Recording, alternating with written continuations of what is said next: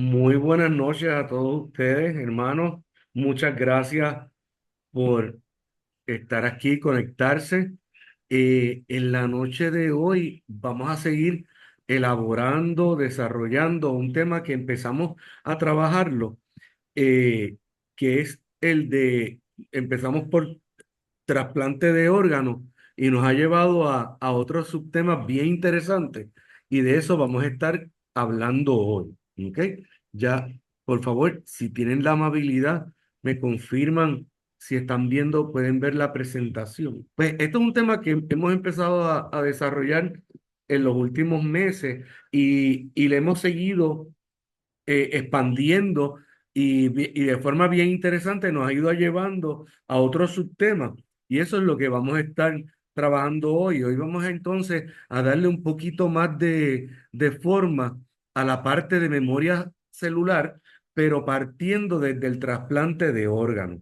Nosotros decidimos ponerle un título bien llamativo, y estos son de las técnicas, porque muchas veces uno no se da cuenta, pero uno va aprendiendo técnicas. Estas son las técnicas que yo he aprendido de INESI con el doctor López Tosado, ponerle un título que sea honesto, sea claro, pero a la misma vez que despierte la curiosidad. Así que hoy vamos a la tercera parte de la donación de órganos y vamos a estar siempre teniendo en la mente como base para estar retándolo si esto es un acto de amor que salva vidas o es un acto científico que salva vidas. Hoy vamos a estar trabajando del trasplante a la memoria celular. Siempre vamos a estar tocando de una u otra forma, en esta presentación aspectos científicos, éticos y espirituales. Primero, le doy las gracias a, a, a los miembros de la Junta de INESI por permitirme participar en este programa educativo. Si no es el más completo en Puerto Rico, es de los más completos, pero definitivamente es de los más variados. Eh, Le damos también la bienvenida a todos los miembros hermanos aquí en este plano que se conectaron, pero también a todo el plano espiritual que nos asiste, a todos nuestros hermanos espirituales, familiares y afines que están también de una u otra forma impactando esta presentación. Las reglas que siempre pongo, esto es para pasarlo bien, esto es para disfrutarlo, esto es para aprender. Y el aprendizaje es una forma de pasarla bien. Las cosas que si uno está en armonía, las cosas como que se nos dan de una forma mejor. La interacción, y esto es algo bien importante en INESI, la forma de interaccionar en que nosotros, pues, de una u otra forma participemos, ya si sea preguntando, aportando, compartiendo, profundizando, es una forma también de llevar muy bien esta conversación, además que me brindan a mí la oportunidad de tocar temas que no había contemplado y que se pueden seguir desarrollando. Si no sabemos algo, pues levantamos la mano y nos lo llevamos de asignación. Digo, en este caso yo me lo llevaría de asignación para la próxima reunión, pero lo que hemos visto es que nosotros de una u otra forma compartimos, expandimos y aclaramos los temas presentados. ¿Qué vamos a estar cubriendo hoy? Vamos a estar cubriendo, por supuesto, cosas que ya hemos hecho como una digamos, una costumbre, hacer una reflexión, presentar personajes del área científica, ir expandiendo en esa parte del área científica, como yo soy de los creyentes de que el espíritu no tiene género, aunque aquí en esta encarnación sí hay género y por razones culturales, pues hay uno de estos géneros que es el femenino, que de una u otra forma no está representado equitativamente en partes iguales, pues yo quiero resaltarlo y me he tomado esa licencia de hacerlo a través de las presentaciones. Siempre hacemos un resumen de por dónde vamos para caer en tiempo y en este caso quiero trabajar con con dos casos en esta noche que se han ido como dejando atrás y quiero traerlos para discusión y siempre manteniendo el diálogo relacionado a los los principios filosóficos y espirituales dentro de un ambiente científico, algo que mucha gente entiende que no se puede dar. Aquí hemos probado que sí se puede dar. Así que arrancamos con la reflexión. En la reflexión es de Werner Heisenberg, que, by the way, Guillermo presentó el lunes pasado. Pude conectarme aparte de de la charla de Guillermo. Y como me gustó tanto el tema cuántico y la forma en que él lo presentó, pues traje a uno de los científicos que postuló la teoría cuántica, que es Werner Heisenberg. Y él compartió en sus escritos esta frase. Dice, el primer sorbo de ciencia te vuelve ateo, pero en el fondo del vaso, Dios te está esperando. Esto, ¿cómo yo lo interpreto? Si, cualquier científico que se queda en la superficie, de verdad que no le ve el sentido espiritual, no le ve la conexión que tenemos con o las dimensiones que tiene la ciencia. Y eso, la única forma que uno lo puede contemplar es según va profundizando y le va encontrando el sentido. ¿Ok? ¿Por qué tenemos estos pasos metabólicos? ¿Por qué tenemos estas funciones en el cuerpo? ¿Por qué la naturaleza se comporta de esta forma? No es solamente saber el por qué, sino el para qué. Y eso es algo de lo que hemos tratado de trabajar en Recifes. Comencé la costumbre con los libros sugeridos. El libro yo creo sugerido que nos ha mantenido en este tema ha sido El Código del Corazón de Paul Pearson.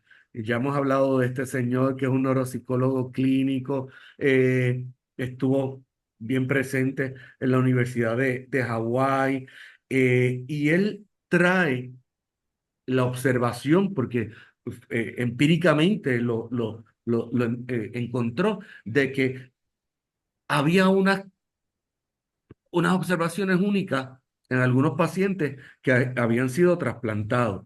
Y él le llamaba de que eso tenía, que el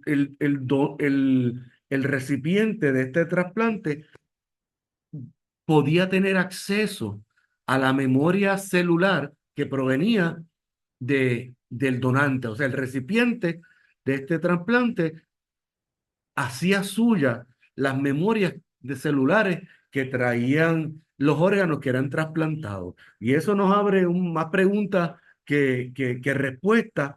Y una de los propósitos que tenemos hoy en la discusión es traerlo dentro de nuestras opiniones, dentro del mundo espiritual, ver cómo esta parte científica nos ata a estas memorias. Otro, Rafael, antes sí. que sigas adelante, usaste una palabra que no entendí en el contexto como tú la usaste y la conectaste bien, la cuestión de empírico, algo empírico, Ah, y no sé, la conexión que tú hiciste quizás estaba con la mente por otro lado y no capté la no, idea exactamente. bueno, Víctor, tal vez tú estabas más claro que yo. A veces yo empiezo a hablar y me voy en unas líneas de pensamiento, pero empírico, en la ciencia, los llamados científicos, que yo creo que cada uno de nosotros, de una u otra forma, es científico, pues buscan la observación y entonces prueban creen las cosas o llegan a conclusiones de que algo es cierto si se puede probar, si se puede, y una de estas cosas es la observación.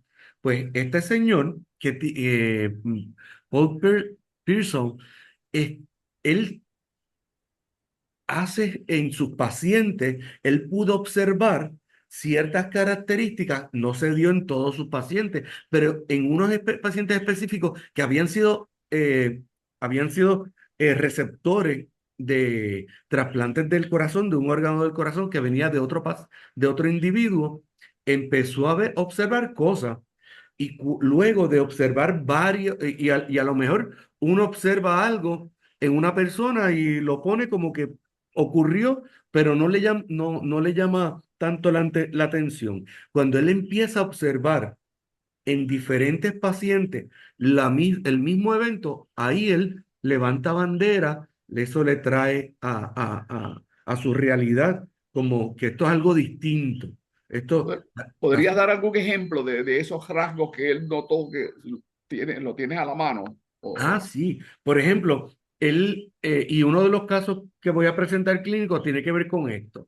Y hay unos artículos más adelante. No sé si quieres que lo adelante ahora. No, no está bien, entonces lo puedes dar. Entonces fue que pensé que Sí, pero entonces voy a necesitar de tu ayuda, Víctor. Cuando vayamos a los artículos, me lo recuerda para entonces darle el debido tiempo y cariño a, a esa explicación. ¿Ok? Te estoy comprometiendo, Víctor. Entonces, otro libro y este se encuentra también disponible en las redes, es el libro de Luis Ángel Díaz. Y él habla sobre la memoria en las células, cómo sanar nuestros patrones de conducta. Es lo único, eh, yo diría que me tropecé con este segundo libro, no en el orden en que debía haberme tropezado para ir desarrollando mi conocimiento. Este es un libro bien medular porque ya este establece de que hay una memoria celular. El anterior me establece la memoria celular, pero en unos pacientes particulares que fueron trasplantados con órganos. Pero nada. Lo importante es que llegaron los libros y llegó el conocimiento. Y les soy honesto, no los he acabado de leer, solamente he leído fragmentos interesantes cada uno de ellos. También otra cosa que traigo son películas. Es bien interesante porque yo juraba cuando la primera vez, para la primera eh, presentación que yo hice de trasplante, yo era como, pero es que no hay películas de trasplante, no hay nada. Y me fui y saqué una de mi niñez, una película con Libertad Lamarque para los 70. Y lo que he visto es que cada vez, según pasa el tiempo, encuentro películas que he visto que sí tocan de una u otra forma eh, el tema de trasplante. La primera película que les recomiendo es Seven Pounds, donde esta persona pues está en un ejercicio bien mm, que pudiese llamarse extraño, pero es un proceso íntimo en el cual él está identificando quiénes serían las personas más idóneas para recibir un trasplante de órganos y no les voy a decir quién es la persona que va a ser el donante ni las circunstancias que llevaron a esto. Tienen que ver la película. La otra película es bien interesante también, el director mexicano, y se llama 21 gramos. Eh, y parte de que de este principio que yo no, hasta ese momento no sabía que existía y no lo he corroborado todavía, que cuando una persona desencarna, el peso de esa persona, de ese individuo, se reduce o pierde 21 gramos de su peso. Así, y están estableciendo como una correlación a que hay algo, ellos no lo explican exactamente en la película, hay algo que se pierde, que se desvanece, que se retira de ese cuerpo y entonces ahí lo atan con el mundo espiritual. Tiene tres actorazos. Tiene a Sean Penn, tiene a Naomi Watts y a Benicio del Toro. Trabaja con tres historias independientes que a través de una tragedia se unen en, en algunos momentos. Y es bien interesante. En ellas también hay un evento de trasplante de corazón y de otros órganos, riñones y de córnea. Y es bien interesante cómo, cómo esto se mueve a través eh, de la película y cómo un evento que pudiese ser trágico, pues se maneja de forma sublime para algunas personas y de una forma totalmente trágica y desastrosa para otros. Es bien interesante. Ya habíamos hablado de mujeres científicas. La primera mujer que sacamos en la primera presentación fue a Gertrudis Bell. Esta señora eh, llegó a ser recipiente del Premio Nobel eh, de Química en 1988. Ella fue la tal vez la colaboradora más prominente en el desarrollo de todos estos medicamentos que están aquí. Algunos de ellos, este, eh, aunque fueron desarrollados en los años 50, todavía en los años 90 seguían ayudando para trabajar con nuevas enfermedades emergentes. Y hoy día todos estos medicamentos se siguen utilizando.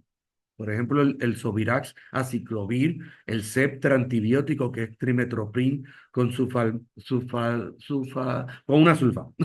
El Siloprin alopurinol para la gota y sobre todo el Inmuran, azathiopina, que fue el primer medicamento que se desarrolló para trabajar como inmunosupresor para ayudar a evitar el rechazo del recipiente de este órgano a este órgano que se lo colocan en su cuerpo, que el cuerpo dice, esto no es mío. Pues este medicamento ayuda a que ese rechazo no ocurra. También hablamos de la primera transplantalóloga de órganos en Latinoamérica, que es la doctora Zulma González Caraballo. Esta señora, pues, una de las primeras cirujanas de trasplante en los Estados Unidos, pues nosotros la resaltamos porque dentro del área clínica es la primera mujer aquí en Puerto Rico este, y de las primeras en Estados Unidos en trabajar con trasplante. Y eso pues hay que resaltarlo. Hoy les traigo también a la doctora Judith Zavala Arcos. ¿Ok?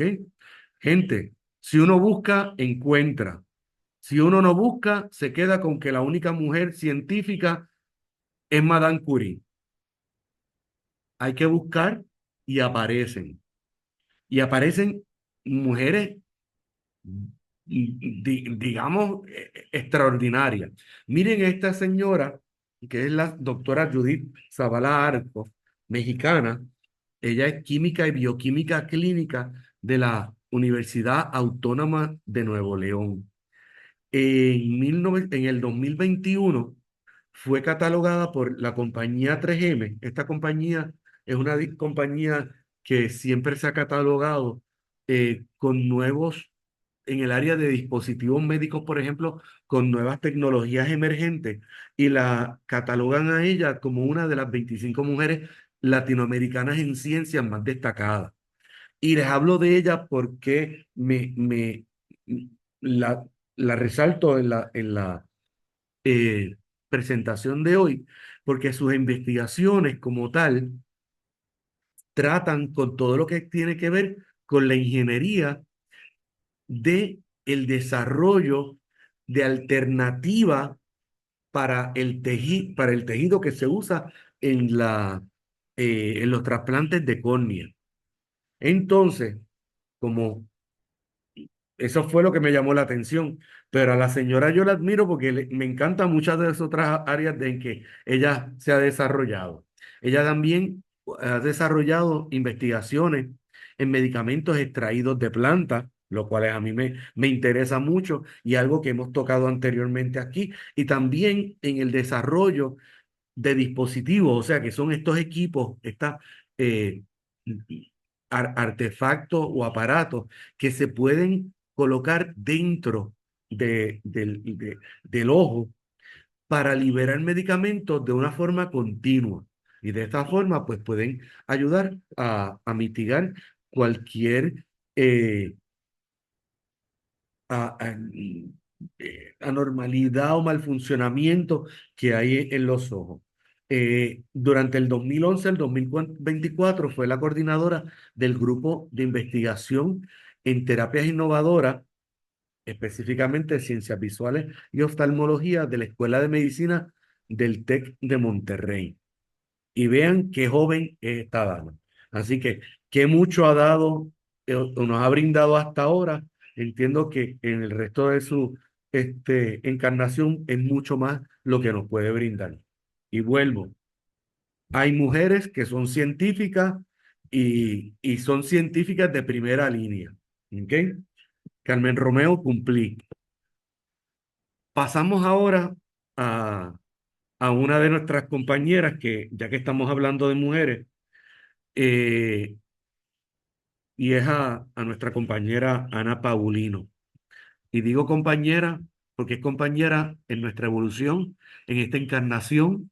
Nuestro espíritu decidió que íbamos a estar en contacto con esta dama, que es nuestra hermana, y en este momento le deseamos la salud completa y perfecta, un restablecimiento rápido y mucha luz, mucha potencia y mucha sabiduría. Sí, nos unimos a esas palabras, Rafael. Oíste, yo había pensado decir algo sobre ella esta noche y me alegro mucho de que tú lo hayas hecho y que podamos pues enviarle esos pensamientos. Es bien importante porque ella no siente que somos parte de ella. Y así, y así es. Y Yo los, tengo que confesar que yo pues, no sabía de la situación y ayer, pues, como expliqué al principio, antes de comenzar la presentación, me encontraba dándole forma a la presentación y dije, contra, ya que estamos resaltando mujeres científicas, ¿por qué no la voy a resaltar a ella? Que fue en la primera presentación, nos dio unas lecciones sobre lo que es ser un ser que ha pasado por unas experiencias de vida relacionadas a los trasplantes de órganos y dije, ¿por qué no resaltarla? Y así lo hice. Después, cuando acabé, me puse a leer el chat de Inesi y ahí vi el mensaje, que entiendo que lo había publicado Ivette, y ahí le escribía a Ivette, ya le había enviado la presentación que yo hago de backup tanto a Víctor como a Ivette, y no sé, me llegó a la mente y me siento bien contento pues de que estemos unidos en pensamiento en estos momentos como grupo para el beneficio de ella y para poder seguir evolucionando en esta existencia. Rafael, déjala ahí todavía. Quiero decirle que ella todavía sigue en intensivo en el Hospital Auxilio Mutuo, aquí en Río Piedras, Atorrey. Así que los pensamientos de ella hacia ella, pues están bajo condición de observación continua en intensivo en Auxilio Mutuo. Gracias, Rafael. Y yo espero que ella haya recibido este empuje energético de pensamiento, vibración, esta onda que llega hasta donde ella, ilumine todo su cuarto, ilumine y catalice ese proceso de sanación en este momento. Y no solamente eso, sanación para ella, sino para todas las personas que están en esa institución, que las iluminen para que se escoja la terapia correcta, se administre de la forma correcta, el cuidado médico de enfermería, de nutrición, un 360 que sea perfecto y todo pues sea dirigido con nuestro Creador. Paso entonces. Eh, Vamos. Sí, Importante, pues también acompañar en términos médicos y psicológicos, espirituales, que se sienta acompañada y apoyada. No está, que tiene un grupo de personas que le apoyan. Y pienso que si se le pudiera enviar esa plantilla que tuviste bonita, si se le pudiera enviar esa plantilla solita, Acabo de se hacerlo. puede tal vez hacer. necesitas que De te lo... verdad, mira qué conexión más brutal, Libet. La acabo Pues de gracias, copiar y de gracias. enviársela. No dudes Uh, nunca que aunque en la ejecución podría ser de forma individual, hay muchos lazos que a todos nosotros nos unen, los percibamos o no, los veamos o no, los sintamos o no. Y yo creo que, y aquí en INEPSI eso yo lo he podido constatar en más de una ocasión. Y esta es una de ellas. Pues, gente, vamos a seguir. Ahora vamos a coger un poquito de velocidad, porque muchas de estas transparencias ya las hemos visto en más detalle. ¿Ok? Y era, por ejemplo, ya nosotros habíamos establecido que cuando hablamos de trasplante de órganos, es un procedimiento quirúrgico, o sea que tiene un cuidado particular donde uno está reemplazando un órgano que tiene una oportunidad de que está enfermo o que no está funcional por uno que está sano. Y al final del día, que uno busca, primero, prolongar la vida de esta persona, salvarla, y por otro lado, mejorar la calidad de vida. Son dos de las metas. Y en clases pasadas hemos visto que esto es un proceso. ¿Ok? Esto no es que hubo una epifanía y de hoy para mañana, cataplum, ya podemos hacer trasplantes, nos salen todos exitosos y qué bueno y a Dios gracias. No, esto ha sido un proceso evolutivo. La ciencia es un proceso evolutivo. Yo lo correlaciono también con la expansión de conciencia, con el desarrollo espiritual. Es un proceso evolutivo, ¿ok? No es algo que ocurre de hoy para mañana, no ocurre por tocar un interruptor, ocurre porque hemos trabajado cosas, muchas personas influenciando, poniendo eslabones hasta que llegamos a lo que necesitamos. Este ejemplo hace más de 100 años, fue el primer trasplante de córnea exitoso. También para el 33 se empezaron a practicar trasplantes de riñones. Desgraciadamente no eran duraderos, pero ya se habían empezado. ¿Y qué traen estas cosas? Traen muchas preguntas. ¿Ok? Porque resolviendo un problema vi que no lo pude resolver, pero me trajo preguntas, pues tengo entonces un plan de trabajo. Voy a atacar esas preguntas, esas incertidumbres para seguir progresando. Y así es que debemos hacer nosotros con nuestro plan de vida.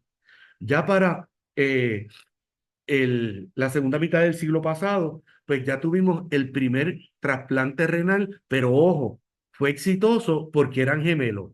¿Qué preguntas podemos tener en esto? ¿Por qué en gemelos sí? ¿Por qué en otras personas no? Para la década de los 60 se empieza a trabajar entonces con otros órganos. Hasta ahora se había dado mucha atención a los trasplantes de riñón, a los trasplantes de córnea. Ahora empezamos a verificar cómo podemos trabajar con órganos eh, tal vez eh, más complicados, como el hígado, el corazón y el páncreas. Y no digo que voy a aclarar lo de complicado. Por ejemplo, en los riñones, pues yo tengo dos, pues sí, mm, trabajo con uno, al menos tengo todavía otro. En la córnea, de nuevo, tengo dos ojos, o sea, pero páncreas solamente tengo uno. corazón solamente uno, hígado solamente uno. Así que el mero hecho de arriesgarme fue un eslabón que se pudo subsanar eventualmente.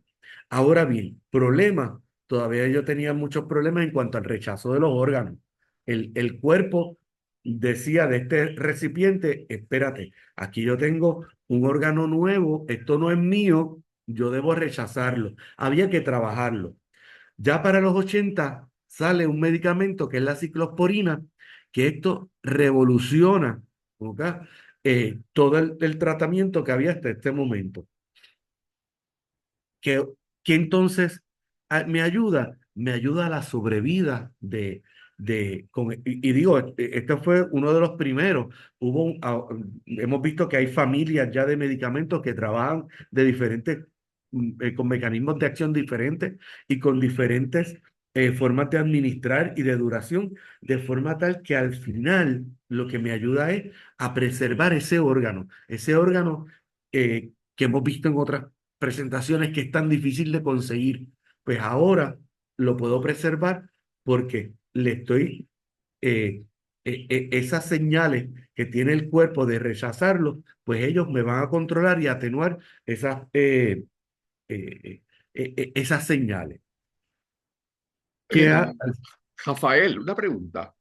oiga, Ahora que tú traes esto de la ciclosporina y otros medicamentos más pues, que vienen y ayudan a alargarnos la vida. Y eso no viola en un principio que supuestamente estaba en el espiritismo, y es que el espíritu planifica su vida, su encarnación y cuándo basta desencarnar para cumplir su misión. Y si te alargan a ti 20 años más y tú habías planeado o estaba en tu plan de vida desencarnar con una enfermedad y vienen y te trasplantan un corazón nuevo y sigue por 20, 30 años más. Eso no está violando el plan de vida. ¿Cómo se analizaría eso hoy día? Porque mucha gente en el espiritismo sigue planteando eso. No, a mí me toca ya, pues me toca y me quedo. No voy a buscar para cómo prolongar mi vida.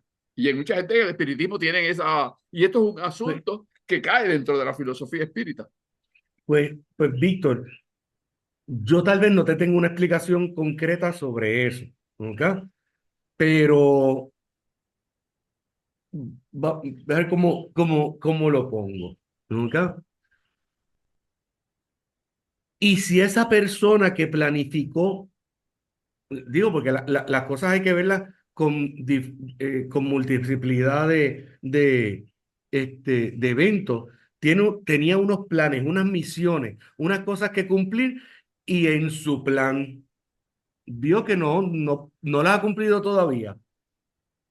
Yo entonces, por aceptar lo que yo creo, pienso y lo que leí en unos, en estas, y digo, no es, yo no estoy yendo en contra de lo escrito por los maestros, pero si yo tengo un plan de una misión incompleta, ¿nunca?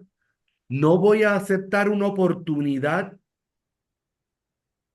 que de nuevo, la ciencia lo puso, pero detrás de la ciencia hay espiritualidad, detrás de la ciencia hay creación divina, la chispa divina está en todo. Ese científico, o sea, la energía, la materia que anima a ese científico es la misma que me anima a mí. Entonces, él me está brindando una oportunidad y yo digo, el universo me la está brindando y yo me voy a sentir un poquito, digamos, cohibido, voy a ser conservador y no voy a aceptar eso y voy a dejar tal vez inconclusa mi misión.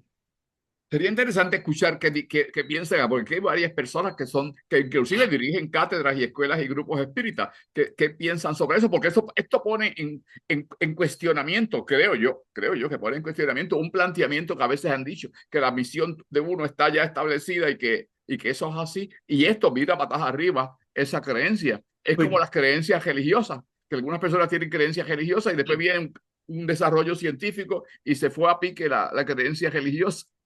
Y Sí, en el caso, aunque el espiritismo no es una religión, pero tiene planteamientos que parecen a veces dogmas. Y uno de pues ellos es yo, eso, que establecemos un plan y que hasta ahí llegó el plan. pues Y o yo vi, eso es quizás que los maestros que escribieron y que han escrito sobre el espiritismo, empezando por Kardec, trincado, y los que están escribiendo hoy día, yo en Aspurua, otras personas, nosotros que estamos escribiendo aquí, que lo hacemos ahora en Zoom porque no hay que escribir tanto libro, pensamos distinto sobre una cuestión que ha estado y se ha dicho y se ha repetido y que muchas personas piensan que es letra escrita en piedra. Me pues yo gustaría escuchar creo, qué tienen que decir otras personas también. pues Víctor, yo creo que amerita, vamos a profundizar y abrimos al diálogo, porque yo creo que esto que tú estás trayendo amerita la conversación. ¿Qué les parece? Tengo una mano alzada, digo, de las que veo y ve. Sí, lo que quería decir era que ya Ana Paulino vio el mensaje y que dice que se siente muy agradecida de todos y cada uno de nosotros, de sus hermanos, dice ella. Con relación a lo que Víctor plantea, pues, eh, bueno, esto es asunto, ¿verdad?, de cada uno de nosotros. Pero yo, no solamente por la necesidad de que hubiese que hacer un trasplante o un asunto médico con uno de nosotros, yo siempre he entendido, porque de esa forma lo visualizo, que no solo extender o alargar nuestra existencia por un remedio médico, sino que el espíritu, aún encarnado, tiene la capacidad y puede determinar qué cambios puede hacer en su existencia cuando necesariamente no se cumplen o no se dan las circunstancias para cumplir con el plan de trabajo que originalmente traía. Porque pueden haber muchas variantes que provoquen, pues, que yo no pueda cumplir con alguno de esos, de ese plan de trabajo, ¿no? Pero entonces puedo modificar, puedo cambiar, puedo reestructurar esa agenda de trabajo para cumplir con otras cosas que también le dan valía y cumplen con propósito de esa encarnación. Eso yo lo veo así desde ese punto de vista. Tengo a Iris del Pozo que me pidió un turno, pero ella me escribe porque no puede levantar la mano allá en el equipo que tiene. Sí. Y también Eh, Carmen está en turno. sí. Antes de seguir, Sí, empezamos este diálogo mirando como si yo fuera la persona, el receptor del trasplante de ese órgano. Pero también esto tiene otra cara. Tiene la cara de la persona que va a donar el órgano, porque puede ser un donante vivo.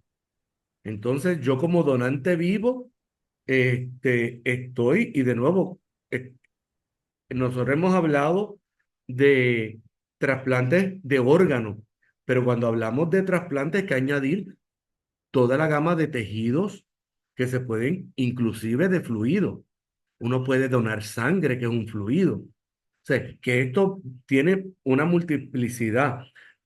Así que yo como donante de sangre o donante de un riñón, ¿ok? Pudiese también estar interrumpiendo el plan de vida de esta persona que está recibiendo el órgano. O sea que ya entonces son dos seres que están entonces envueltos. Así que esto tiene multiplicidad. Pues solamente para expandirlo. Eh, Mivet, Iris. Iris, Sí, Iris. saludos Iris. Gracias. Bueno, como bien dijo Víctor, esto como que nos pone un cuestionamiento de que las cosas no no permanecen iguales y que hay progreso y que hay libre albedrío y que podemos modificar cosas, como bien dijo Ivette. Entonces, tal vez hasta en el plan de vida, en un momento dado, esté el hecho de ser o donador o receptor, inclusive, ¿no? Entonces yo creo que tiene que ver con que tenemos esa capacidad per se de modificar y de cambiar. Igualmente, también yo conozco casos por ejemplo, de una niña en México, en la Cátedra de Zaragoza de Puebla, que a los 14 años decidió irse porque con la familia con la que estaba creciendo se dio cuenta que no podría llevar a cabo su misión y decidió partir, por ejemplo, ¿no? Hasta ahí lo dejo. Muchas gracias. Otra cosa que nosotros tenemos una herramienta, consultar al mundo espiritual, hacer esa introspección también de nosotros, porque tal vez para unos casos particulares, nosotros como donante o receptor, pues tal vez estamos interrumpiendo ese plan, pero pudiese ser que en otros casos no. Sigo añadiendo comentarios. ¿Quién más tenemos? Buenas noches, saludos a todos y disculpen que no prenda la cámara. Yo voy a decir, ¿verdad? Lo que más o menos he analizado, ¿verdad? Dejándome llevar, ¿verdad? Porque la vida es eterna y continuada, pues entiendo que eh, eh, el espíritu en esa encarnación, pues hace unos cambios en su programa de vida. Eh, y que la ciencia, pues viene a ser como un complemento, ¿verdad? Para que ese cambio que se hace, pues ayude. Y quería preguntar también, porque yo he escuchado, y esto no, ya te lo digo, como dicen, chismes de pasillo, que hay personas que le hacen trasplantes de algún órgano de animales. Y hay trasplantes que son, por ejemplo, de plástico o de algún metal, como cuando hacen trasplante de rodilla. No sé si eso me ha adelantado, a lo mejor viene ¿verdad? Si el doctor Rafael va a hablar luego de eso, que termine esta parte, pero pues me llegó a la mente y lo quise compartir. Gracias. Buenas noches.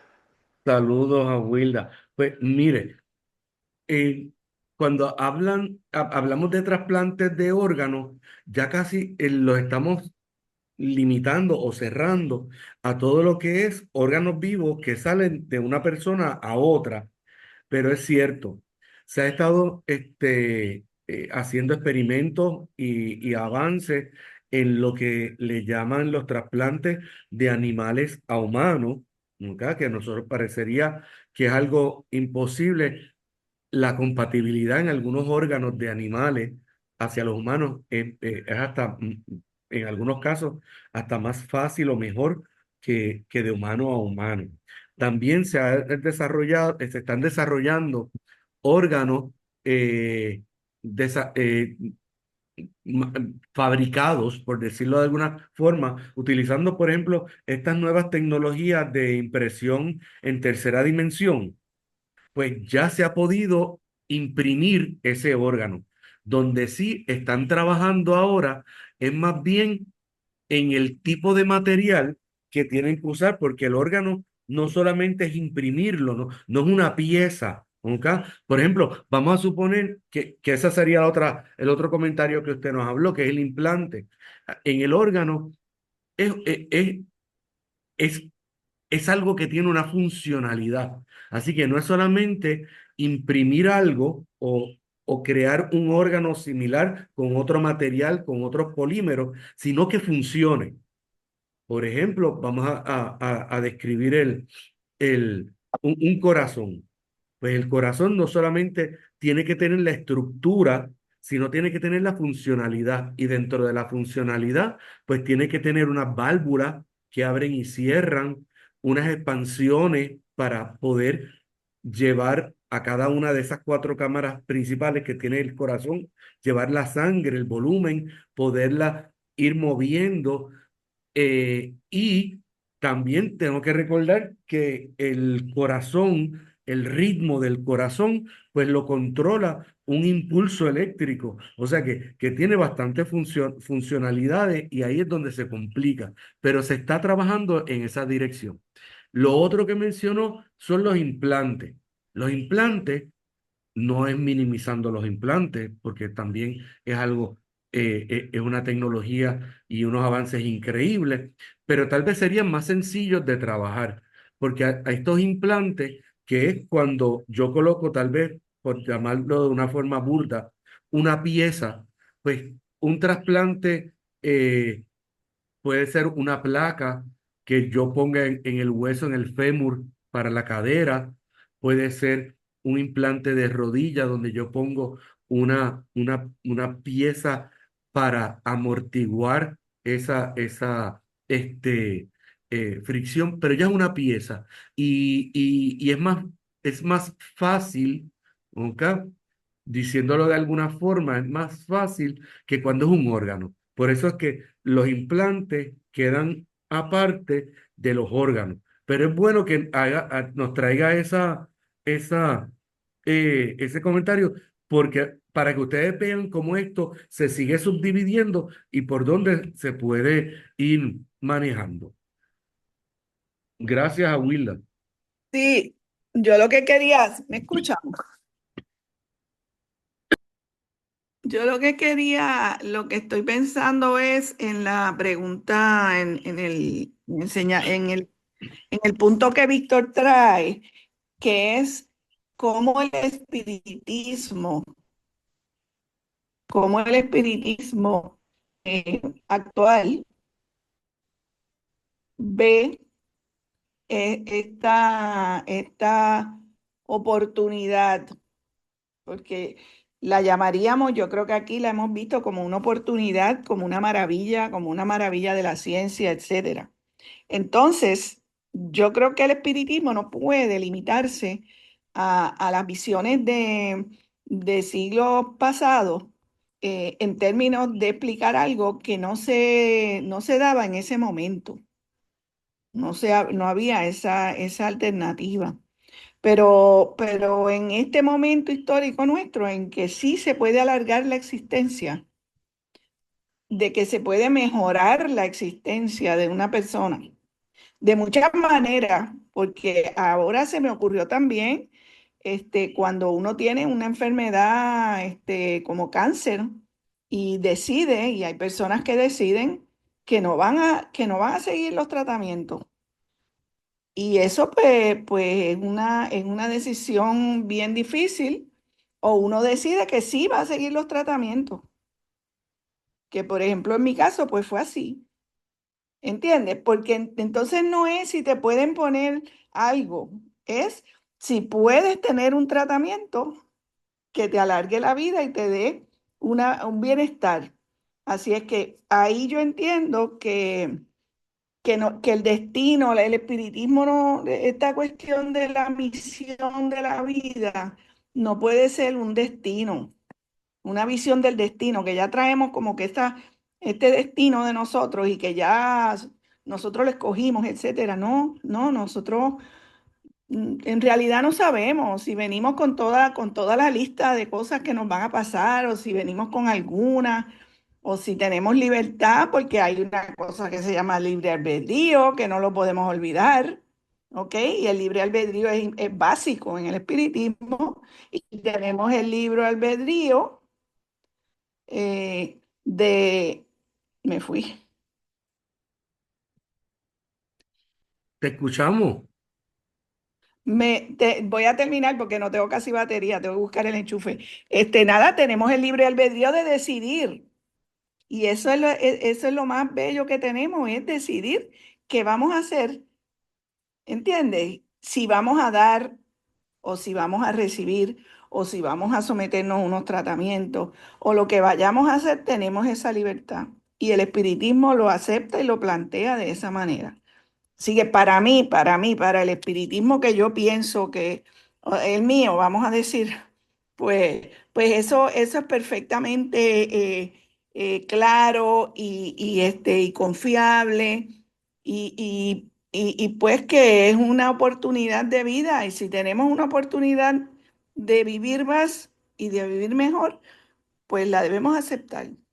Pero eso no quiere decir que alguien que no lo haga está mal. Nada, nada. Todos son experiencias para la evolución. Gracias. Yo, yo voy a usar eso último que mencionaste, Carmen. Yo entiendo que todo es experiencia y nosotros debemos decidir fundamentado en lo que nosotros entendamos, crear, entendamos, creemos entender, podemos sentir o inclusive consultar con el mundo espiritual. Y de nuevo, cada caso es diferente porque si estamos planteando que todos nosotros somos un espíritu diferente encarnado en un cuerpo, pues todos somos diferentes y las experiencias de vida son diferentes. Nosotros tenemos, es un catálogo bien diverso. ¿Ok? Lo que sí yo aconsejo y patrocino, respetar, respetar. Porque a veces hay personas que hasta toman unas decisiones que yo no entiendo, pero es que la decisión no es mía. La decisión tiene que ser de la otra persona y la debe tomar con todo su andamiaje para llevar a esa decisión. Y yo entiendo que, de nuevo, por más que yo sienta, pues, porque de nuevo tenemos vínculos de amor, de afecto, que va más allá de una experiencia individual, porque no debemos olvidar de que un paciente trasplantado es madre, padre, hijo, primo, hermano, vecino, compañero de nosotros aquí en INESI, y yo creo que debemos, pues, de una u otra forma, entender que es una decisión, sea la que sea. Yo también trajiste el ejemplo de pacientes de cáncer. Yo tuve una persona bien cercana a mí, que desde los 18 años hasta cuando cumplió, creo que fueron los 59 tuvo diferentes etapas en cáncer y hubo una en que ella dijo, no, no me voy no renunció a terapia, pero no se fue a terapia convencional, las terapias convencionales. Y yo era uno de los que entendía que la decisión de ella era incorrecta. Sin embargo, en cuanto a la sanación me invitaban, que era para trabajar sanaciones espirituales, energéticas, magnéticas con ella, yo participaba, aun cuando yo estaba en desacuerdo con la decisión que ella había tomado. Pero no me tocaba a mí tomarla, la decisión por ella, pero me sentía comprometido en acompañarla en el proceso. Desencarnó y, y la extraño. Todavía creo que ella no tomó la mejor decisión, pero yo no estuve en su vestidura humana para entender. Ella tiene de nuevo, estamos hablando de una mujer espiritista también, ¿ok? Y ella decidió que, no decidió que ya no más, ella decidió, quiero más, pero por esta vía. Que ojo, yo pensaba que tal vez por el área de la medicina tradicional ella iba a sobrevivir, pero eso es lo que yo creía, a lo mejor no hubiese sobrevivido. Así que hay que acompañar, ser solidario, respetar y de nuevo seguir estudiando. Nosotros tenemos la ventaja que hemos tenido unos maestros que nos han dado unos fundamentos, unas reglas, no reglas, sino como unas guías de vida. Pero ¿quién me dice que uno de los que esté aquí no sea un maestro y que me esté llevando también una información tan o cuán valiosa o que me esté actualizando esos mensajes que en un momento dado, pues, estos grandes maestros no los compartieron? Así que esto no es un diálogo de Rafael Nieves, esto es un diálogo de ustedes. Así que tengo a alguien más. Josefina. Josefina, saludos. Buenas noches, sí. Este, yo estoy de acuerdo con todo lo que ustedes han, ¿verdad? Han expresado, pero tú sabes que hay que tomar en cuenta que nosotros, somos todos iguales y al mismo tiempo todos diferentes. Y la voluntad del espíritu de hacer una cosa u otra, como ella dijo, el libre albedrío hay que respetarlo. Y a lo mejor por los caminos que cogemos, pues salimos mejor que por otros. Aunque la otra persona, como tú dices con la amiga tuya, pues lo haría diferente. Pero es que es así.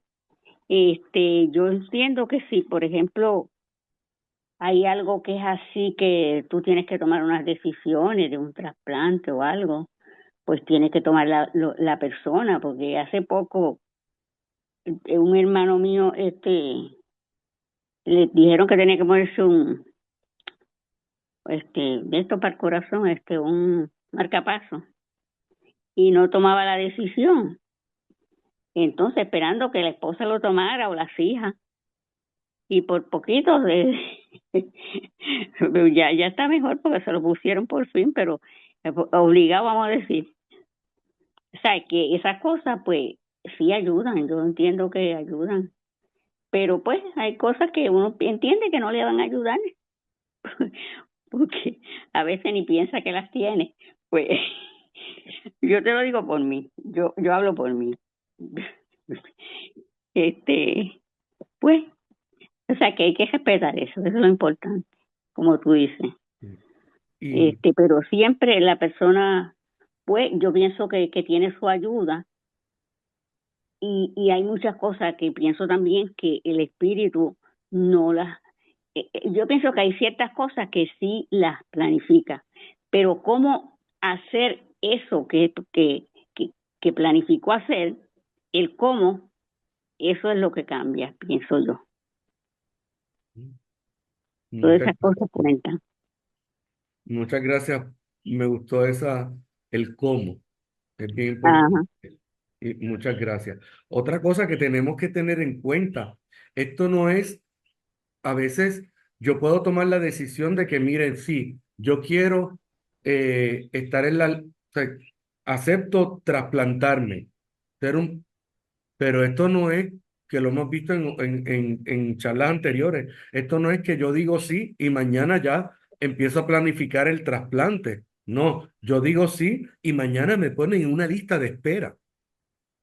Tal vez la decisión mía no era, a nivel espiritual, no era si me trasplantaba o no me trasplantaba, era pasar por ese proceso de espera, desarrollar la tolerancia, la, eh, la paciencia, hasta que llegue la oportunidad de ese órgano, que puede que no llegue, ¿ok? O que aun cuando llegue la oportunidad, mi cuerpo esté tan deteriorado que no sea candidato porque tal vez en el proceso de recibir el trasplante, pues mi cuerpo se debilita y yo no sobreviva la operación. Así que son muchas preguntas que pueden darse en esta versión, en esta guía, en esta forma, en este diálogo. Alberto, Ana Paulino nos dice que agradecida durante el día de hoy, me he sentido mucho mejor y por lo que me dice el doctor todavía está bajo control, todo está bajo control y todo está teniendo éxito según ha sido realizado la intervención. Saludos a todos nosotros y agradecido de todo corazón por tanto amor recibido. Mensaje de Ana Paulino. Qué bueno que se conectó con nosotros, aunque no pudo estar conectada a la presentación. en algunos momentos vi que algunas otras personas levantaron la mano, pero la retiraron. Hay oportunidad para todo. Todo comentario es buenísimo y como han visto, nos llevan en diferentes direcciones. Y eso es lo importante de esta pausa para dialogar, compartir. Pasamos entonces de nuevo a la presentación. Yo creo que en el proceso yo dejé de presentarla. No, estoy cogiendo lo que no es. Denme una oportunidad.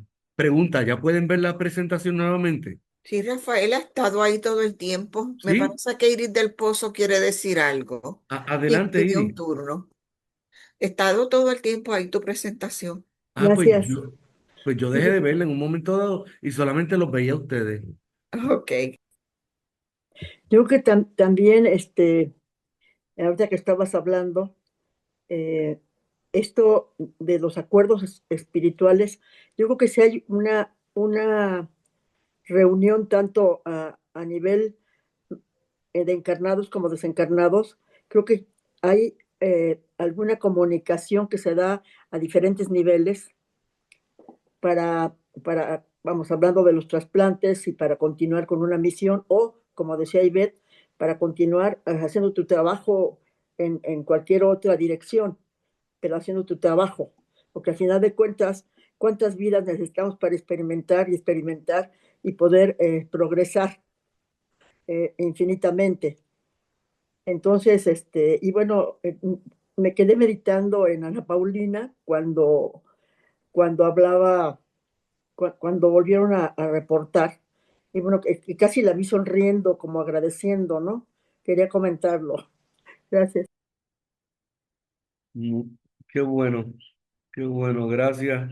Sí, buenas noches a todos. Eh, Aunque tuve una interrupción durante, ¿verdad? La conferencia que está dando el hermano, me saqué, tuve una pausa, vamos a decirlo así, y era necesaria, no podía prescindir. Bien, analizando desde el punto de vista de que nosotros, los espíritus encarnados, todos venimos en la fase principal de aprendizaje, porque todos tenemos que llegar en un momento dado a ser maestros de la creación, como fue el hermano Jesús. Y para ser maestros de la creación tenemos que pasar por todas las experiencias que llamamos inclusive negativas. Y yo ahora mismo estaba analizando que entre ellas puede estar el que yo tenga que ser una paciente de trasplante para vivir esa experiencia en mi plano de aprendizaje. Claro, yo a nivel personal no estoy de acuerdo, ¿verdad?, con situaciones que ocurren en el diario vivir y que eso sucede en todas las áreas, que muchas veces pues el dinero compra la prioridad y en esa parte pues yo no estoy de acuerdo. Como no estuve de acuerdo cuando le dije a una persona cuando estaba en el hospital que yo deseaba donar mi retina para mi sobrina que está ciega, que es joven, y me dijo que yo no podía hacer eso, que yo tenía que donar mi retina y que ella, si estaba en una lista, cuando le tocara, era que le iban a dar la retina de acuerdo a su necesidad y de acuerdo a, ¿verdad?, su compatibilidad que encontraran para ella. Y eso pues me sentí incómoda, me sentí mal, porque si yo deseo darle la oportunidad a un familiar que tiene una condición cercana, ¿por qué no me es permitido? Y en esa parte pues es que difiero de la donación de órganos y lo estoy pensando, lo estoy pensando, sigo analizando hasta que llegue como a mi propia decisión, mi propia conclusión, pero quiero hacerlo de una forma lo más correcta y exacta posible. Gracias. Eso es todo. Luz Delia, yo te agradezco mucho esas palabras porque eh, le seguimos dando otras dimensiones. Hay unas reglas establecidas en la sociedad, en la comunidad científica, en el área clínica, que nosotros o no somos afines a ellas y es también es una forma de valentía no estar de acuerdo. Es una forma, y a veces el no estar de acuerdo y el no seguir una regla ayuda también al progreso a que esas reglas se cuestionen. ¿Ok? Entre los puntos que trajiste está ese equilibrio entre beneficencia y la no maleficencia. La beneficencia es si yo voy a pasar por el proceso de trasplantar un órgano, debe tener un beneficio que sea palpable, significativo a esa persona que se va a estar trasplantando. Y debe haber algún tipo de garantía. ¿Ok? Nos vamos a pasar por un proceso para probar si sí o si no. Pero por otro lado, también tenemos el de no maleficencia, o sea que esa persona que va a donar, ¿ok? No puede donar y entonces comprometerse. Por ejemplo, yo voy a donar un órgano, un riñón, pues no, que no sea yo que entonces me comprometa y mi salud pueda estar afectada. Y a veces uno dice, pero por tal persona yo doy la vida. Y es de verdad que uno lo haría, pero entonces las reglas establecidas me coartan a que eso sea posible. Es, por ejemplo, si una persona escribió que no desea donar sus órganos a la hora de morir, uno debe respetarlo, por las razones que sean. Hay personas que dicen, no, porque es que entonces, qué egoísta. No, no, no, eso no es egoísmo, eso es respeto. Este individuo tomó unas decisiones y hay que respetarlas, ¿ok? Y estamos llevando unos puntos cruciales. Siguiendo con esta línea que nos trae Luz Delia, está el, nosotros tenemos unos altos niveles de moral y sobre todo de justicia. Nosotros vemos las reglas o los patrones que hay aquí en nuestra comunidad, pero en otros lugares no necesariamente son idénticos. Nosotros hasta ahora hemos hablado de cosas loables, positivas de la donación de órganos, pero hay cosas horrorosas que en virtud de la donación de órganos ocurren. Por ejemplo, el tráfico de órganos. Sea, hay personas que se dedican a sacrificar las vidas de una persona inocente para extraer un órgano y comercializarlo, darle un precio en comunidades que sí tienen o un poder adquisitivo mayor. Y eso para mí me choca, porque entonces ¿cómo yo le voy a afectar la salud de una persona que yo decidí que era hacer a esa persona para darle un beneficio a otra, más allá, darle un precio? ¿Ok? Ahora, ¿qué pasa? Y en estas comunidades que están desventajadas o más limitadas de recursos médicos, de acceso a la salud, porque ellos no pueden ser beneficiados por un trasplante mientras en otros lugares, otras comunidades sí tienen ese acceso? Así que son cosas que debemos plantearnos y a mí me chocan, ¿nunca? Y a veces yo llevo el cómo es estos aspectos de justicia, lo llevo a unos límites que la gente se reiría de mí. Por ejemplo, cuando yo tenía más de un perro, yo era como que una obsesión de medir exactamente que los dos coman la misma cantidad. Y yo, pero ¿por qué es mi obsesión? Y era como que yo estaba envuelto en esta de justicia, imagínense con un humano. Así que son cosas que debemos verlas, porque si bien hablamos de los efectos positivos de un trasplante, también somos una comunidad social que tiene sus luces y tiene sus sombras, y también hay que tocarlo, porque tocando estos puntos que son negativos, podemos influenciar en el cambio y estar alerta.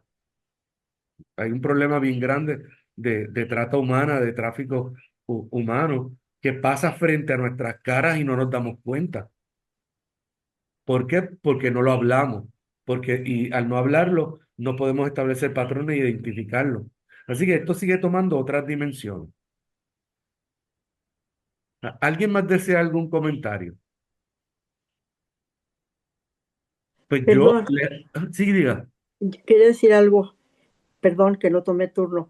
Tú Usted lo tiene, sorprende. recomendaste la película o la serie Pálpito, que justo ahí trata muchos aspectos de los que hemos hablado, de los que has presentado. Me parece como muy importante que sí se asomaran a verla. Sí, Pálpito es una serie colombiana, está disponible en Netflix y es bien interesante. Sigo, si no me equivoco, Iri, usted me corrige. Sí, está en Netflix. Sí, Pálpito es una serie corta colombiana, sí. pero muy, muy bien hecha y plantea todos esos aspectos Sí. de Que, los que has presentado, incluyendo lo que dice el doctor de la bibliografía que presentaste, de las memorias celulares que son transmitidas al receptor. y me confirman que vean la presentación. Es que algo hice hoy, que estoy Sí. moviéndome como en dos dimensiones. Y No- nosotros la estamos viendo, bueno, yo la estoy viendo, toca, pues pero si quieres, si tú deseas, retírala y vuélvela a subir por si acaso te funciona.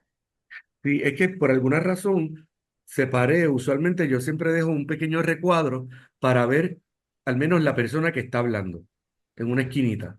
Algo hice que lo dejé de ver, entonces me tengo que mover a otra pantalla Ok, para verlo, pero lo importante es que ustedes lo vean. Así ok. que, y antes de seguir, les agradezco este aparte que tuvimos, porque para mí este diálogo es más importante que la misma presentación. La presentación, nosotros podemos seguirle dando, pues, y seguir tocando los puntos en otras presentaciones. Pero este diálogo, yo entiendo que lo que hace es elevar el nivel eh, eh, de conciencia, poner puntos diferentes, conocernos más a nosotros mismos, porque al final de todo, del día somos uno, conocernos, oír, escuchar, y se lo agradezco sinceramente. Esto lo habíamos hablado, el donante puede ser una persona viva o uno cadavérico, y estos son algunos principios eh, principios bioéticos de la donación. Hemos hablado de que la persona tiene debe decidir si es donante o no, igual si va a ser receptor o no de este órgano, que ya lo hemos hablado. Hablamos de la justicia, de la beneficencia, la no maleficencia. ¿Ok? Hablamos también otra cosa que no hemos hablado: ¿en qué momento yo voy a diagnosticar la muerte? ¿Ok? Porque yo tengo que asegurarme de que pues hay una muerte tal vez cerebral que no puede tal vez retornarse, pero esto también tiene unos principios éticos, morales, espirituales. Si ese paciente está conectado a una máquina, al yo retirarla, yo no le estoy provocando la muerte. ¿Ya? Así que son temas que siguen dando dando dimensiones. Hablamos lo de la asignación de órganos, que por qué turno yo hago en la fila y por qué. ¿Por qué tengo que hacer turno si tengo a un familiar pariente que quiere donar? Esas reglas son las mismas dependiendo eh, el lugar de la clínica, el lugar de tratamiento, o son unas reglas universales. Todas esas cosas tenemos que estarlas tocando. Y llegamos a los estudios. Pero yo voy a saltar los estudios, ustedes me van a perdonar, pero yo quiero que sigamos hablando. ¿Ok? Porque esto le hemos dado. Eh, y quiero que comenten sobre esto. Este es uno de los casos que está descrito en uno de los libros y es un paciente que recibió un, un órgano en trasplante. En este caso fue un órgano, un corazón, y el paciente informaba que por las noches él soñaba con unos destellos de luz directamente en su cara y que relacionados a esos destellos, él veía a una persona que él identificaba como Jesús y, y, y de nuevo identificaba como Jesús al Jesús de los bizantinos. Este Jesús que vemos en algunas imágenes, que es delgado, nariz perfilada, pelo lacio que le llega a los hombros, blanco, ojos marrones, ¿ok? Pues él veía a alguien parecido a esta persona y cuando se empieza a buscar y a trabajar, pues eh, pudieron identificar que la persona que había donado el corazón de este señor que estaba soñando estas cosas había sido una persona que había muerto trágicamente con un disparo en la cara y la persona que le quitó la vida o que detonó esa arma era un hombre de cabello largo, ojos profundos, barba y mirada tranquila, bien parecida a la icónica imagen de Jesús. ¿Qué ustedes pensarían de esto? ¿Qué creen? Si tienen algún comentario. Bueno, no deja de ser interesante, por lo menos que él tuviera un... Pero, y que eso es interesante. Pero me pregunto yo, cuando a una persona le hacen un trasplante, ¿no le dan datos de la persona que está donando o que donó los órganos? Mm, eh, no necesariamente lo hacen, ¿ok? Y aquí se envuelven muchas cosas. Puede ser que la persona haya dejado un consentimiento informado diciendo que no, que quería permanecer como un donante anónimo. También esto llega hasta a las familiares del donante cadavérico, que ellos a veces sí quieren saber a quién recibió ese órgano o quién no lo recibió, pero y tiene multiplicidad eh, de situaciones. Y esto lo estudian de caso a caso. A veces hay políticas en esa organización o en esa clínica de que no lo van a relevar, porque tenemos que entender que esto tiene muchas dimensiones. Y, por ejemplo, algunas personas pudiesen establecer comportamientos no necesariamente, ¿cómo diría yo? Este, a gusto o bien recibidos por la persona que recibió el órgano. Por ejemplo, si yo soy el padre, mi hijo, mi hija falleció y, y donaron los órganos y entonces l- el corazón, lo que fuese, lo recibió otra persona, pues que yo crea que estando cerca de esa persona, pues todavía voy a tener contacto con mi hija, pues parece a veces para evitar esas cosas o esos malos entendidos, pues no lo permiten. En otros casos, sí, pero eso entiendo que pues no solamente es la voluntad del donante, de la familia, que la otra persona esté de acuerdo, el receptor y la familia del receptor, más la clínica. Y yo creo que pasa también por un cernimiento de profesionales de la salud como psicólogos o trabajadores sociales para identificar que todo esté pues bastante alineado, conforme y no de esto no vaya a crearse unos dolores de cabeza. Nunca. Alguien, pues, ese caso es un caso que traje para de ahí partir con lo que sería la discusión de la memoria celular. Que miren cómo llegó a nosotros lo de la memoria celular a través del tema del tema como tal de los trasplantes. Voy a presentar otro caso en y me gustaría que abundaran o que opinaran. En este caso, yo conocía o conozco a la persona. Cuando esta persona recibió este trasplante, es un trasplante de riñón. Esta persona es la segunda vez que le trasplantaba un riñón. El primer riñón que le trasplantaron provenía de un familiar. Estuvo unos cuantos años con ese trasplante, empieza a fallar y entonces le trasplantan de otra persona que había fallecido en un accidente de tránsito. Eso es lo único que la persona sabía, nunca conoció a la familia ni nada del donante.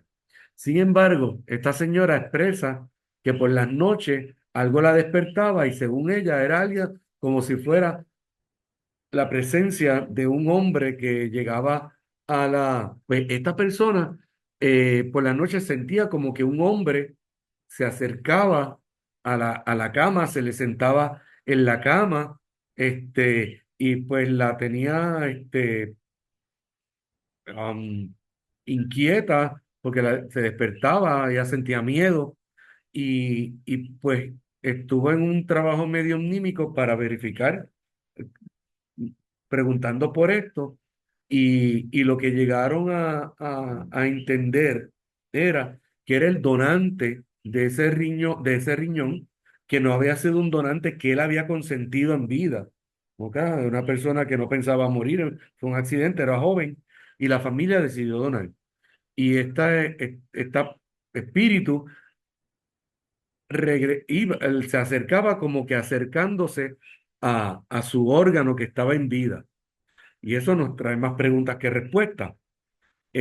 Para resolver esta situación, lo que la señora me indica es que hicieron como que un proceso en el cual eh, y se comunicaron, hablaron con este espíritu, explicándole lo que había pasado primero, porque él había muerto en un accidente, tal vez no estaba claro de lo que estaba ocurriendo, explicándole de que su riñón, ella tenía uno de los riñones y qué era lo que estaba pasando, que le agradecía toda su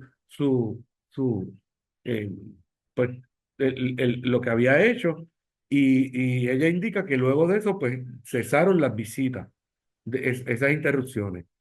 Y nada, quisiera traerlo a la atención de ustedes, que ustedes piensan de esto o, o si han escuchado de otras situaciones similares o parecidas. Así que lo abro a discusión, a traer para ver qué ustedes opinan de este tema. Perdón, yo no soy conocedor. Ahora que tú traes este caso, entiendo que es un caso válido y que yo pienso que se dio. No sé si lo estaban buscando en el grupo espírita, buscando ese caso para ver cómo se había manejado a nivel espiritual. Lo que yo sí pienso es que nosotros, los grupos espíritas, nos hace falta más investigación.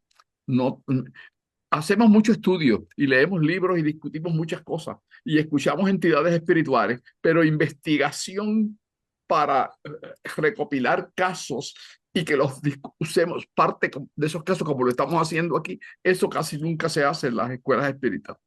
Y este es un componente que yo sé que no todo el mundo tiene que hacer las cosas como nosotros las hacemos, pero que este componente que tenemos aquí en INESI de traer estas discusiones y estos asuntos enriquece la visión del espiritismo que tenemos nosotros y expande, porque el espiritismo se ha escrito y se ha escrito desde los años 1800 o el siglo XIX, a mediados del siglo XIX. Pero mucha gente sigue leyendo los libros y yo no estoy diciendo que se dejen de leer los libros, es que se actualice la filosofía espírita con la información que nosotros tenemos y que hemos desarrollado y que es tan válida como que la que trajo Kardec, que fue con espíritus comunicándose a través de unas mediums que él escogió, y trincado también la información que publica de muchos casos, esos comunicaciones también que recibía en la central. Pero todo el mundo coge los libros como una Biblia, y esto es la lectura y esto es el espiritismo. Y no hacemos espiritismo, no lo continuamos construyendo como si el hecho de que ya está escrito que el espiritismo no evolucionara. El espíritu evoluciona con la evolución del ser humano en sus continuas encarnaciones. Y los casos, estos y otros más que se pierden, son parte de ese estudio para desarrollar, ampliar la filosofía espírita. Y esto lo traigo porque a veces ni nosotros mismos nos percatamos la labor que estamos haciendo. Y esta información se guarda en una biblioteca en YouTube, donde personas las pueden escoger y buscar, independientemente que sea miembro de INESIP o no sea miembro de INESIP. Y está archivada en YouTube y que la gente puede buscar información como si estuviera en un libro, pero actualizada con la información que estamos trayendo a través de estas clases. Y quería decirlo porque ustedes son aquí un representante de distintos grupos de escuelas espíritas de Puerto Rico y del extranjero, porque aquí hay hoy de México y también hay de San Antonio, Texas, pero otras veces también entran de otros países, personas que se nutren de este conocimiento. Esto es una contribución al desarrollo y la evolución de la filosofía espírita y debe entenderse como tal. Gracias, Víctor. Gracias. ¿Alguien tiene algún comentario? Pues Yo del espíritu que es como reclamando su órgano, yo pienso que cuando está en ley se puede, cuando no, no. Yo pienso que eso es muy importante y no lo respetaron a él porque ni siquiera sabía. En fin, ese es mi comentario. Nada más, gracias. muchas Rafael gracias, Georgina. Delia levantó la mano. Sí, y eso nosotros, por ejemplo, yo he oído de casos, sobre todo cuando hay una, pues una desencarnación producida como respuesta a un accidente, no es algo planificado, no hubo una evolución para esa desencarnación, no hubo una preparación del mismo espíritu o del mismo cuerpo, sino que fue un golpe y que en algunos casos, pues este espíritu puede sentirse perdido, que no sé si lo asocio de esta forma.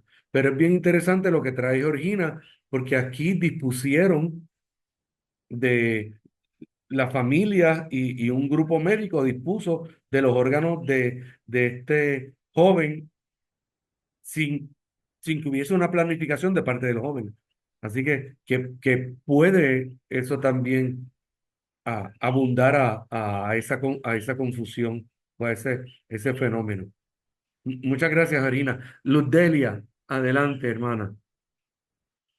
Sí, buenas noches. Yo quería exponer una situación, ¿verdad? Que fue verídica. Fue esto hace pocos años, ¿verdad? Que el celador de la escuela de nosotros tenía unos problemas renales. Él se negó de primera intención a recibir diálisis que tenían que darle en sus riñones. Se negaba y entre todas esas cosas que hicimos la lucha, su esposa y yo, porque para mí, pues él era una persona que lo amaba como ser humano, como hermano que era de la escuela, como celador, en todas sus funciones. Pues en un momento dado, para animarlo, le dije, mira, si hay que donarte un riñón, yo te voy a donar un riñón. Y lo hice en ese momento de todo corazón, para que él se animara a recibir la diálisis. Pero ¿qué sucede? Durante el trayecto de que él tuvo que coger la diálisis por obligación, no porque él decidió, fue que ya fue en un estado crítico, que ya si no lo hacía, venía la desencarnación. Pues fue a la diálisis y entonces yo comencé ahí a pensar que le había ofrecido ese riñón. De hecho, tenía que cumplir mi palabra, porque era mi palabra la que ya yo había empeñado con él. Si el riñón de la esposa, que era la otra donante, no servía y el mío era compatible. Pero en un momento dado comencé a tener temor, no por la donación como tal, sino por la herida, por todo lo que tenía que pasar como donante. Pero siempre terminaba diciéndome yo misma, diste tu palabra, tienes que cumplir. Para hacer la explicación breve, él cayó hospitalizado después que le hicieron una operación para que él mismo se dializara en el hogar. Y lamentablemente fue en el año 2020, cuando se tiró el COVID, se tiró con todo su apogeo, y a él le diagnosticaron inesperadamente un COVID, y de eso supuestamente murió, desencarnó. O sea, no hubo forma de que él pudiera llegar a ese trasplante. Todavía yo sigo buscando respuestas qué pasó, pero no me quedo ahí. A los 2, 3 años de haber desencarnado, yo llego con un problema de riñón. Pensé que era algo bien simple. Yo misma me diagnostiqué, yo misma me di de alta por un año, que me iban a observar al próximo año. Pero cuando llegué al médico, todo se hizo sal y agua. Y él me dijo, vas para la sala. Y yo, ¿qué? Y me dice, vas para la sala. Hay que sacar esa masa que tienes en el riñón porque tu riñón va a colapsar.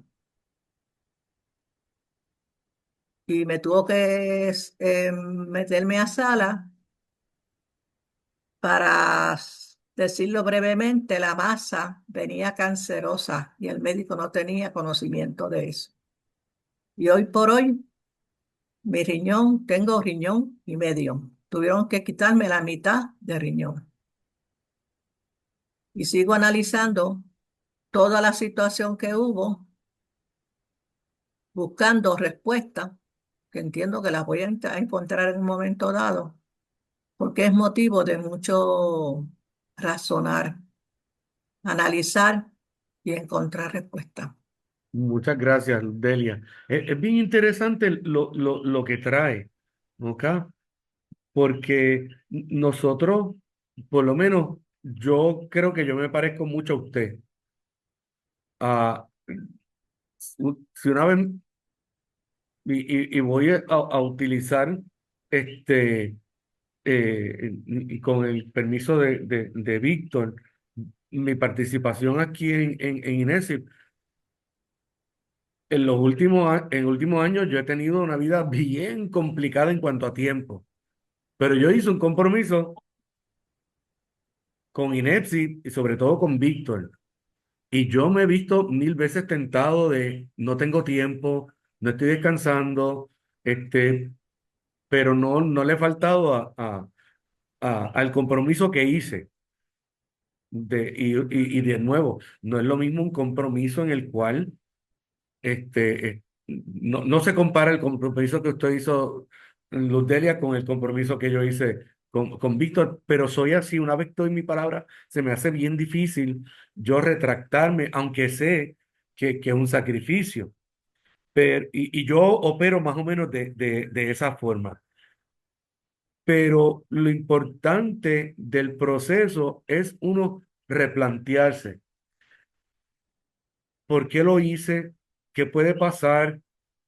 Eh, ¿Realmente lo dije porque quería hacerlo o quería influenciar en el comportamiento de la persona? Y si lo hago y las cosas no salen favorables para mí. O sea, son preguntas que uno se hace. ¿Nunca?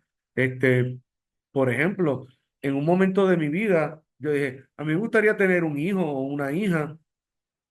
Pero yo me sentía, no estoy preparado. No, el trabajo mío yo no creo que yo pueda. Tengo miedo. Las experiencias mías de mi niña no fueron las mejores. Fueron buenas, pero no las mejores.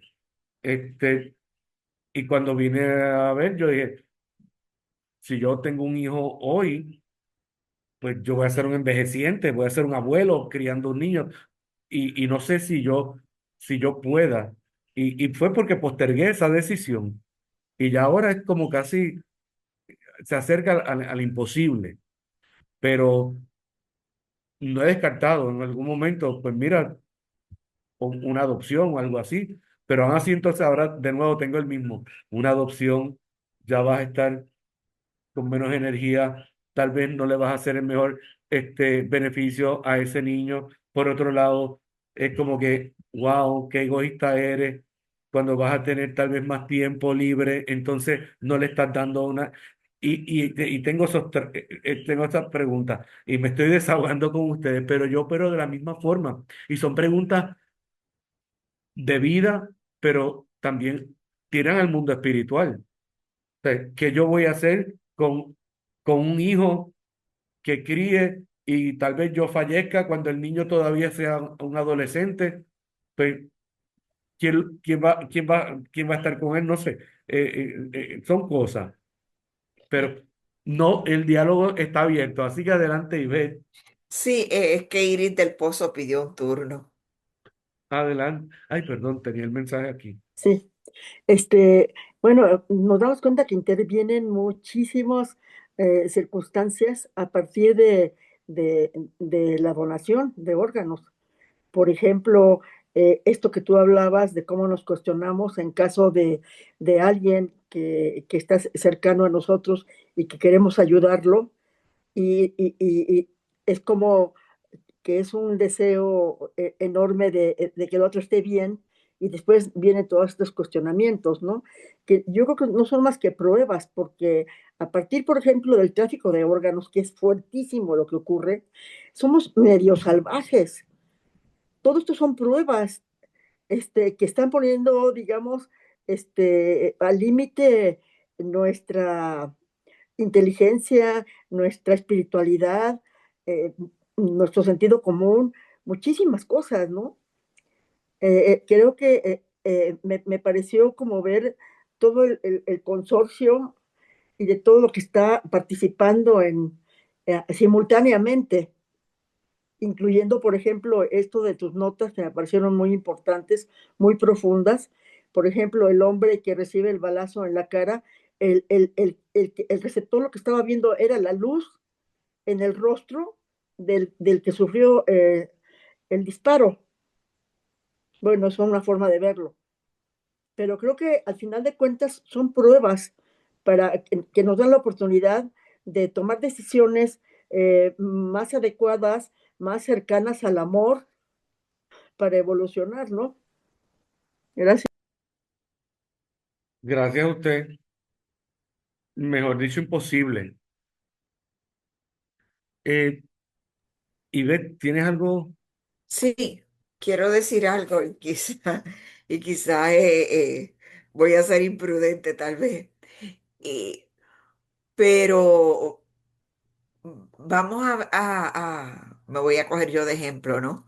Yo he sido negligente durante toda mi existencia y me he dedicado al uso del alcohol y mis riñones o mi hígado se ven afectados por el abuso del alcohol. Y tengo como alternativa recibir una donación. Me la merezco. Después que yo misma he maltratado y he dañado mi cuerpo con el abuso voy a usar más que el ejemplo del alcohol, ¿no? ¿Me merezco yo ser trasplantada? ¿Me merezco yo una donación? Yo no te voy a contestar eso. Pero volvemos. Vamos a empezar por lo más sencillo. ¿Qué tú sientes o qué tú sentirías? Y uno puede sentir múltiples cosas, inclusive simultáneamente. Yo puedo decir, yo me lo merezco Pues porque pues ahora creé conciencia, estoy haciendo un cambio de actitud, de vida y tengo algo que ofrecer en el futuro. Pero a la misma vez, a los 5 minutos, puedo sentir, soy la persona más egoísta, eh, me hice daño y ahora tal vez otra persona puede utilizar. Y es válido, yo creo que eso es parte de, de la vida y aprender de esos cuestionamientos, aprender, más que juzgarnos y castigarnos, aprender. Ok, pasé todo esto, tengo estas alternativas de, para recomponer algo. De verdad, ¿debería hacerlo? ¿No debería hacerlo? ¿Qué otras alternativas tengo? Pues, son preguntas para retar nuestra conciencia, donde vamos a poner, vamos a traer elementos bien materiales, pero también valores espirituales. Lo sublime va a estar en conflicto o en armonía con la parte tal vez más densa o de la existencia. Pero adelante, Luis Delia. Luz, nos quedan 5 minutitos. Abre el micrófono. Rapidito, rapidito. Luz en dos fases. Primera, no conozco el espiritismo. No te donaría órgano. Te vas para el hoyo. Luz espiritista. Razono. Primero que nada, no debo juzgar. Segundo, si es parte de mi aprendizaje en el plano espiritual de pasar por esa donación, como no debo juzgar, te dono. Eso es todo. Gracias. Gracias, Luz Delia. Gracias, Luz Delia. ¿Ven cómo estos diálogos son bien importantes? Cómo nosotros en este intercambio de ideas mm, no solamente damos una opinión, damos un cúmulo de conocimiento, porque de nuevo, no estamos diciendo lo que creemos, estamos diciendo lo que hemos aprendido, que es diferente, y empujándolo, mirándolo hacia el horizonte, hacia el futuro, hacia dónde vamos a ir. Y eso me ha encantado de este diálogo. Eh, Sé que queda bien poco tiempo, pero los voy a dejar pensando en, en, en, en esta conversación de cuando estábamos hablando de esta señora de 30 años trasplantada y todo esto. En ese momento que me estaban explicando eso, pasó algo como ahora. Se dio la discusión, se explicó, pero empezaron a añadir preguntas, comentarios, y un comentario que dieron, a mí se me quedó en la mente y no lo he podido corroborar con nada. ¿Ok? Y ahí se dijo lo siguiente, porque a esta señora era la segunda vez que le trasplantaban un riñón, el primero había sido, creo que era un familiar de su madre o algo así, y duró bien poco el riñón, pero luego el que le trasplantan, que es de un joven, todavía lo tienen y han pasado un montón de tiempo. Nunca, la señora yo creo que ya está cronológicamente en vida eh, ha tenido ese riñón cuando los riñones tienen una media vida, tal vez dependiendo de 10 a 15 años, ella creo que ya lo tiene por más de 20. Nada. Pues ahí se dio el comentario que decía lo siguiente, que ese riñón que ella había recibido como trasplante iba a serle útil a ella hasta que lo que hubiese sido la vida cronológica de este donante que falleció en el accidente hubiese vivido. O sea, que si ese joven tenía en su programación que iba a vivir tal vez hasta, si él tenía 20, 50 años más, por decir algo, ese riñón iba a durar hasta esa edad cronológica, que cuando llegara la edad cronológica del donante para trascender, fallecer, pues ahí era que iba a empezar a fallar ese riñón. Yo no he encontrado nada que me diga como que sí o como que no a este comentario. Así que yo sé que queda muy poco tiempo y los dejo con esa pregunta para ver si en la próxima lo seguimos conversando. No sé si hay tiempo ahora